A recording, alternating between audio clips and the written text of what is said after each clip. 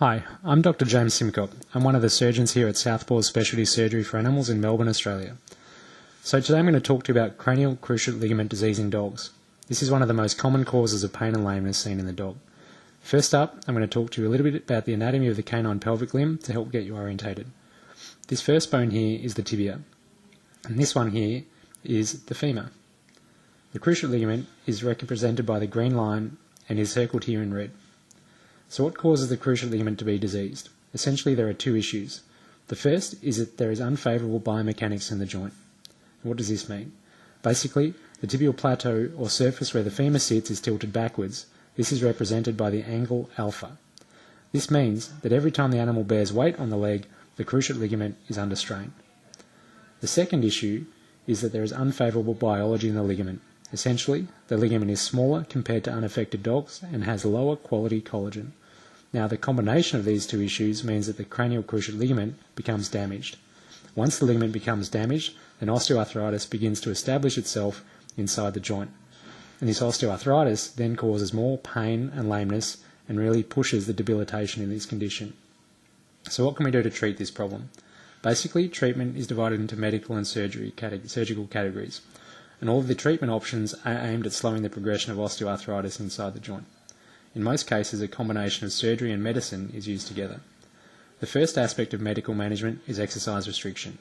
This means controlled activity over uncontrolled activity.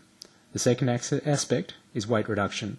This has been shown in people and in animals to have a massive impact on the severity and progression of osteoarthritis. The third thing is pentosan or cartrophin injections. These are disease-modifying drugs that help to slow the progression of osteoarthritis. The fourth aspect is an EPA-rich diet. EPA is a fatty acid that is found in high concentrations in seafood like green-lipped mussels. This helps to downregulate inflammation inside the joint. The fifth thing and the last thing is non-steroidal anti-inflammatory drugs. While these medications are great at controlling the pain and lameness we see with arthritis, they do have the greatest potential for side effects, especially when they are used in the long term. By using a combination of the first four steps, it is hoped that we can push the point in time when you need the non-steroidal anti-inflammatories as far into the future as possible. Okay, so enough about what is medicine. What are our options for treatment with surgery? The first treatment that we have is an extracapsular repair or a de-Angelis suture. This procedure involves placing a prosthetic ligament on the outside of the joint. This ligament stabilises the joint in a similar fashion to the native cranial cruciate ligament. We typically recommend this procedure for dogs less than 15 kilos and dogs that are less active. The results of this are typically excellent. The second procedure is called a tibial plateau levelling osteotomy, or TPLO.